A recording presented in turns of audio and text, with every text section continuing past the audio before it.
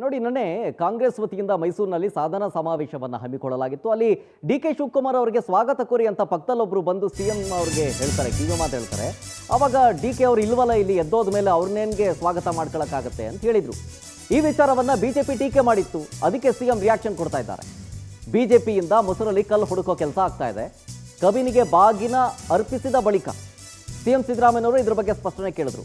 ಅವರು ಸಭೆಯಲ್ಲಿ ಇರಲಿಲ್ಲ, ನನಗೆ ಹೇಳಿ ಎಲ್ಲಿಗೋದ್ರು, ವೇದಿಕೆ ಮೇಲೆ ಇಲ್ಲ ಅಂತಂದ್ರೆ ಸ್ವಾಗತ ಮಾಡ್ತಾರಾ ಯಾರಾದರೂ ಹೇಳಿ ನೀವೇನೆ? ಡಿಸಿಎಂ ಡಿ ಕೆ ಶಿವಕುಮಾರ್ ಮುಂದೆಯೇ ಇದ್ರ ಬಗ್ಗೆ ಸಿಎಂ ಸಿದ್ದರಾಮಯ್ಯನವರು ಹೇಳಿದ್ರು. ನಾನು ಡಿ ಕೆ ಶಿವಕುಮಾರ್ ಅವ್ರಿಗೆ ಅವಮಾನ ಮಾಡಿಲ್ಲ, ಸಿಎಂ ಸಿದ್ದರಾಮಯ್ಯನವರು ಹೇಳ್ತಾ ಇದ್ದಾರೆ. ಜೊತೆಗೆ ನನ್ನ ಡಿ ಕೆ ಮಧ್ಯೆ ಗೊಂದಲ ಇದೆ ಅನ್ನೋದು ಬಿಜೆಪಿಯ ಭ್ರಮೆ ಅಷ್ಟೇ, ಅದೆಲ್ಲ ಸುಳ್ಳು. ಬಿಜೆಪಿ ಆರೋಪಕ್ಕೆ ಕಬಿನಿಯಲ್ಲಿ ಸಿಎಂ ಸಿದ್ದರಾಮಯ್ಯನವರು ತಿರುಗೇಟನ್ನು ಕೊಟ್ಟರು. ಹಿಂಗೆ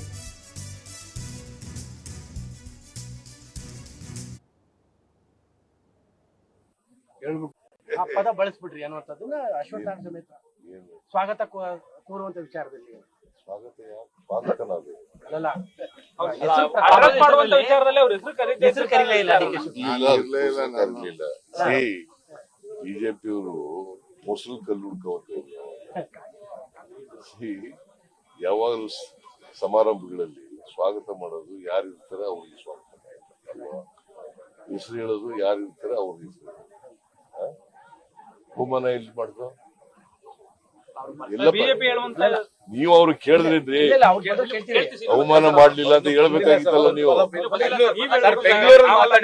ಅವರು ಬೆಂಗಳೂರಲ್ಲಿ ಮಾತಾಡಿದಾರಂತೆ, ಇಲ್ಲಿ ಬಂದಾಗ ಅವ್ರು ಕೇಳದಂತ. ಬಟ್ ಅವರು ಆ ಸಮಯದಲ್ಲಿ ಮಾತನಾಡಿದ್ದು ಡಿ ಕೆ ನೋಡಪ್ಪ, ಇಲ್ಲಿ ಯಾರನ್ನು ನಾವು ಡಿ ಕೆ ಶಿವಕುಮಾರ್ಗೆ ಸ್ವಾಗತ ಮಾಡಿದ್ವಿ, ಅವರು ಮಧ್ಯದಲ್ಲಿ ಎದ್ದು ಹೋಗಿದ್ದಾರೆ.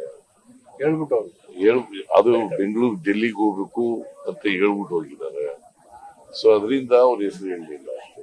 ಇರ್ಲಿಲ್ಲ, ಅವ್ರು ಇರ್ಲಿಲ್ಲ, ಅಲ್ಲಿ ಇದ್ರ ಅವಮಾನ ಹೆಂಗೆ? ಬಟ್ ನಿಮ್ಮಿಬ್ಬರ ಫ್ರೆಂಡ್ಶಿಪ್ ಅಥವಾ ಸಂಬಂಧದ ಬಗ್ಗೆ ಯಾವಾಗಲೂ ಬಿಜೆಪಿಗೆ ಅನುಮಾನನೇ ಇದೆಯಲ್ಲ ಅಂತ.